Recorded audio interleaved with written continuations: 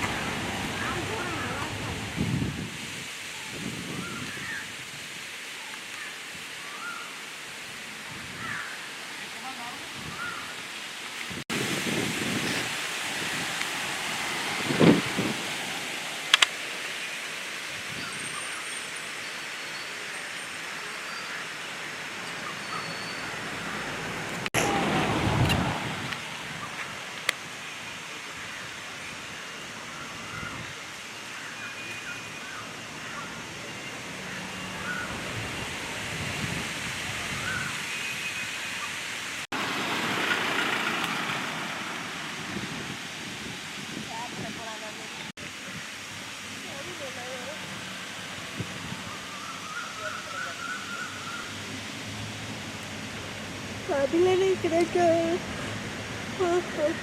வாழ்த்துறான் என்ன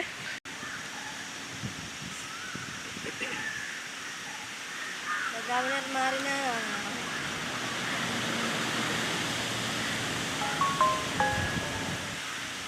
காப்பில் இல்லை அதுக்கு சேஃப்டி இல்லை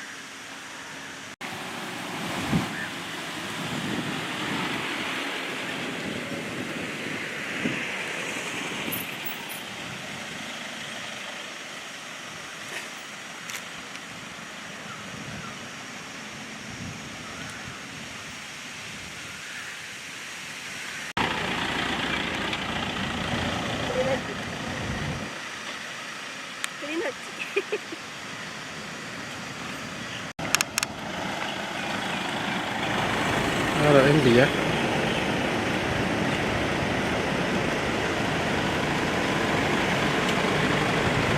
Oh ya.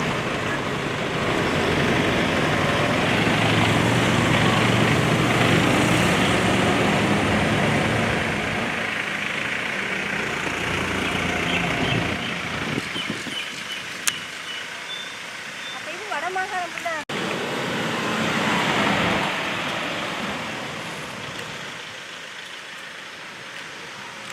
நான் நினைக்கிறேன் வடமாகாணம் புள்ள நடக்க போகிறோம்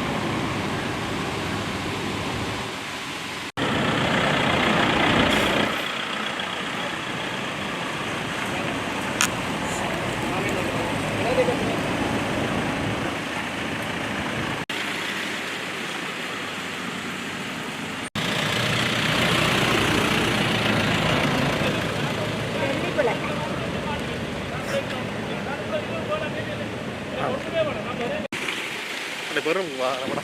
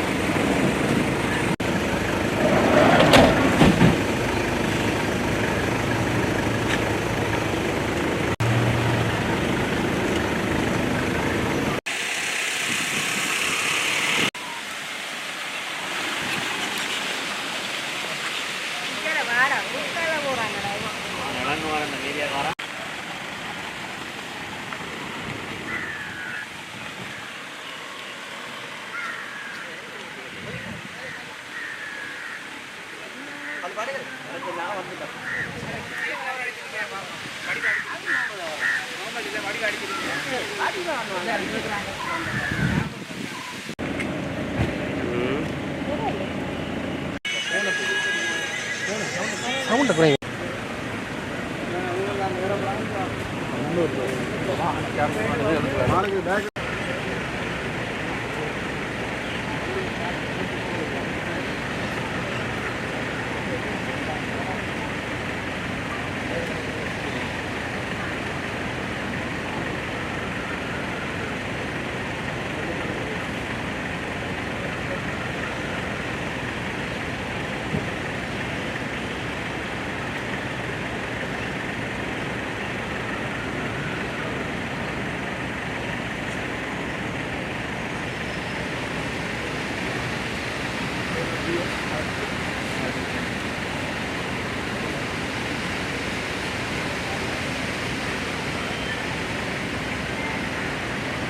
మీకు కుమాండ్రం అందుకండి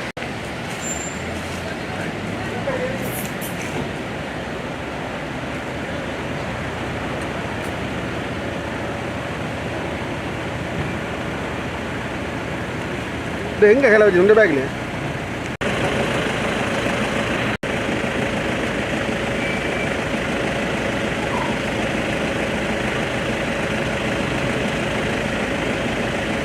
வணக்கம் வணக்கம் வந்தனா வாய்ப்பு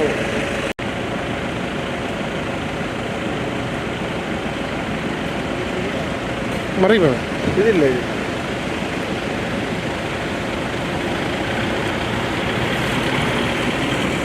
அதான் அவங்களோட பைக் இது பாதா பைக்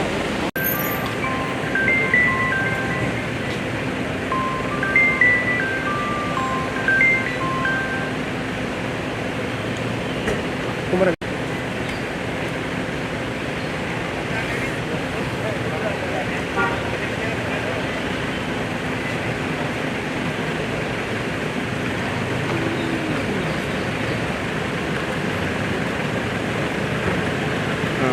கண்ணாடி தொடர்ந்து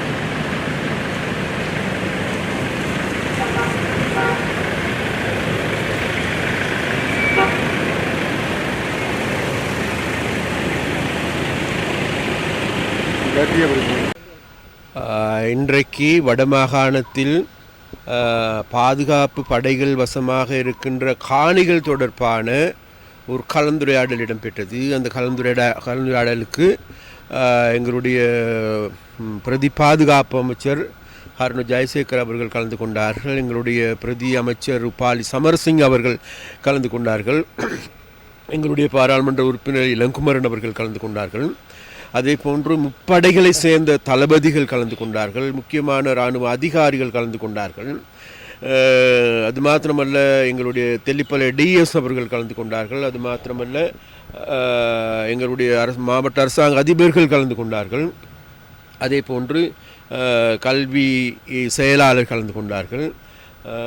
உள்ளிட்ட அனைவர்களோடு இன்றைக்கு இடம்பெற்ற பேச்சுவார்த்தை என்பது மிகவும் ஆரோக்கியமான பேச்சுவார்த்தை. அப்போ அந்த ஆரோக்கியமான பேச்சுவார்த்தையினுடைய நோக்கமே வேறு எதுமல்ல, உண்மையிலேயே நாங்கள் அடிக்கடி சொல்லுகின்ற ஒரு விடயம் இருக்கின்றது. மக்களுடைய காணி மக்களுக்கே வழங்கப்பட வேண்டும் என்பதுதான் எங்களுடைய நோக்கம், குறிக்கோள். அப்போ அந்த குறிக்கோளுக்கு ஏற்ப இன்றைக்கு இராணுவ வசமாக இருக்கின்ற காணிகள் தொடர்பாக ஒரு மீளாய்வை செய்து கொள்ள வேண்டிய தேவை இருக்கின்றது. மீண்டும் மீண்டும் இதைகளுக்கு ஒரு இறுதியான முடிவெடுக்க வேண்டிய தேவை இருக்கின்றது. அப்போ அந்த முடிவினை எடுப்பதற்கான ஒரு கள ஆய்வும் அதே போன்று அது சம்பந்தமான ஒரு கருத்தாடலுமே இன்றைக்கு இடம்பெற்றது. அந்த கருத்தாடல் மூலமாக நாங்கள் நினைக்கின்றோம், எதிர்வரும் நாட்களில் மக்களுக்கு தேவையான அத்தியாவசிய காணிகள் பெருவாரியாக விடுவிக்கப்படுவதற்கும், அதே போன்று மீதமுள்ள காணிகள் விடுவிக்கப்பட முடியாதா என்பது தொடர்பாக மக்களுக்கு சொல்வதற்கும், முடியுமாக இருந்தால் எவ்வாறு அவைகளை பெற்றுக் கொடுப்பது, முடியாது என்றால் எவ்வாறு அது முடியாது என்கின்ற காரணத்தை முன்வைப்பது, இது தொடர்பாக யாழ்ப்பாணத்தில் இருக்கின்ற காணிகள் தொடர்பாகவும், மன்னார் மாவட்டத்தில் இருக்கின்ற வவுனியாவில் இருக்கின்ற கிளிநொச்சியில் இருக்கின்ற முல்லைத்தீவில் இருக்கின்ற அனைத்து காணிகள் தொடர்பாகவும் இன்றைக்கு பேசப்பட்டது. இந்த ஆய்வு அறிக்கை அனைத்தையும் நாங்கள் அறிக்கையாக தயாரித்து எதிர்வரும் நாட்களிலே பாதுகாப்பு அமைச்சிடம் ஒப்படைப்பதற்கும் அதே போன்று எங்களுடைய ஜனாதிபதியிடம் ஒப்படைப்பதற்கும் ஜனாதிபதி ஊடாக இதற்கு ஒரு இறுதியான முடிவினை எடுப்பதற்கான ஒரு உரையாடலே இன்றைக்கு இடம்பெற்றது. மிகவும் ஆரோக்கியமான உரையாடல். வெகு கூடிய சீக்கிரம் மக்களுக்கு நல்ல செய்திகளை சொல்வதற்கு முடியும் என்று நாங்கள் எதிர்பார்க்கிறோம். இல்லை, அந்த இத்தனை ஏக்கர் இல்லை, நாங்கள் இருக்கிற மக்களுக்கு இருக்கின்ற விடுவிக்கக்கூடிய அனைத்து காணிகளையும் விடுவிப்பதற்கு தான் நாங்கள் தீர்மானித்திருக்கின்றோம். அந்த வகையில் எதிர்வரும் நாட்களில் நாங்கள் விசேடமாக இந்த விமான தளம் சம்பந்தமாகவும் அதே போன்று விமான நிலையம் அமைப்பது தொடர்பாகவும் விமான நிலைய அதிகாரிகளோடு ஒரு உரையாடலை செய்வதற்கு நாங்கள் பார்க்கின்றோம். அதனூடாக அவர்களுக்கு எத்தனை ஏக்கர் நிலம் தேவைப்படுகின்றது, இப்போது இருக்கின்றது எப்படி, அதை விரிவாக்கம் செய்கின்ற பொழுது எவ்வாறு மேலதிகமாக தேவைப்படும், அவைகள் தொடர்பாகவும் நாங்கள் எதிர்காலங்களில் ஒரு உரையாடலை மேற்கொள்வதற்கும், அது மாத்திரமல்ல எங்களுடைய கல்வி அதிகாரிகளோடு தனியான உரையாடல் செய்வதற்கும் நாங்கள் முடிவெடுத்திருக்கின்றோம். எங்களுடைய விவசாய திணைக்கள அதிகாரிகளோடு அந்த விவசாய நிலங்களை விடுவிக்கப்படுகின்ற பொழுது அவர்களோடு ஒரு நீண்ட உரையாடல் செய்வதற்கு ஆன முடிவுகள் எடுத்திருக்கின்றோம்.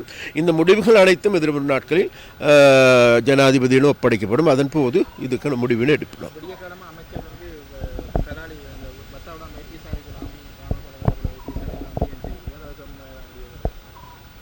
இல்லை, அது சம்பந்தமாக அவர் எல்லா இடமும் போனார், எல்லா இடமும் பார்த்தார், எல்லா இடமும் ஒரு நேரடியாக கலை விஜயம் செய்து பார்ப்பதன் மூலமாக, அதாவது சொல்லுவாங்க தானே, கண்ணால் பார்ப்பதும் போய் காதால் கேட்பதும் போய், என்ன தீர விசாரிப்பதே மெய் என்ற வகையில் அவர் மெய்யான தகவல்களை திரட்டுவதற்காக சென்றிருக்கின்றார். மிகவும் ஆரோக்கியம்.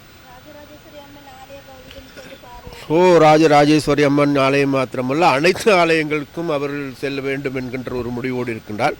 அது மாத்திரமல்ல, நான் நினைக்கின்றேன் பலாலியில் இருக்கின்ற எங்களுடைய பாடசாலை கட்டடம் இன்றைக்கு இல்லை. அந்த காணியை விடுவிப்பதற்கும் பாடசாலையை மீள கட்டி கொடுப்பதற்கும், அதே போன்று நீங்கள் சொல்லுகின்ற அந்த ஆலயத்தை விடுவிப்பதற்கும், ஆலயத்தை புதிதாக நிர்மாணிக்கின்ற போது அதற்கு இராணுவம் கூட அதற்கு உதவி செய்வதாகவும் குறிப்பிட்டார். தையீட்டு சம்பந்தமாக எதுவும் பேசப்படவில்லை. அது தையீட்டு தனியான பிரச்சனை. அது கீரிமலை வீதிகள் திறக்கப்படுவதை பற்றி பேசப்பட்டது, வல்லை வீதி சம்பந்தமாக பேசப்பட்டது. எல்லாம் பாசிட்டிவ். நன்றி. විශේෂයෙන් ගත්තොත්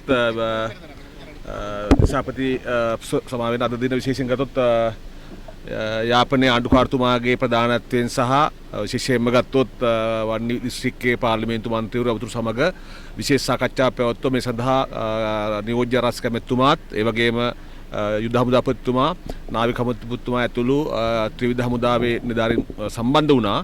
මෙහිදී විශේෂයෙන් අපි කතා බහට ලක් වුණේ ඊයේ සහ අද දවස් දෙක තුලදී විශේෂයෙන්ම ගත්තොත් ගරු ජනාධිපතිතුමාගේ උපදේශ පරිදි වන්නි දිස්ත්‍රික්කය තුල තියෙන ඉඩම්බල, ජනතාවගේ ඉඩම්බල සහ පොදු ඉඩම්බල යුද හමුදා කඳවුරු සහ නාවික හමුදා කඳවුරු තියෙන බවත්, ඒවා දීර්ඝ කාලයක් තිස්සේ නැවත වතාවක් ඒ ජනතාව ඉල්ලා සිටින නිසා ගරු ජනාධිපතිතුමා කිව්වා මේ ප්‍රදේශවලට ගිහිල්ලා, මේ කඳුරු වලට ගිහිල්ලා ඒ ප්‍රදේශවල තියෙන තත්ත්වයන් සම්බන්ධව හොයලා බලලා මේ වාගේ ආරක්ෂාව තියාගෙන දැනට අවශ්‍ය ආරක්ෂාව සපයමින් අනිකුත් ඉඩම් නිදහස් කිරීම සඳහා අවශ්‍ය ක්‍රියාමාර්ග ගන්න කියලා. ඒ නිසා මේ දින දෙකේදීම ඊයේ මන්නාරමත් අද යාපනයේ දිස්ත්‍රික්කයේත් විශේෂයෙන් මේ කඳුරුට ගිහිල්ලා සිවිල් ජනතාව, දිසාපතිවරු, පාරිශ්‍රමිකවරු එක්ක සම්බන්ධ වෙලා මේක සොයා බැලුවා. මේ සම්බන්ධ වාර්තාව ඉදිරියේදී ගරු ජනාධිපතිතුමාට ලබා දීලා දිය හැකි සියලු ඉඩම් නැවත ජනතාවට ලබා දීම සඳහා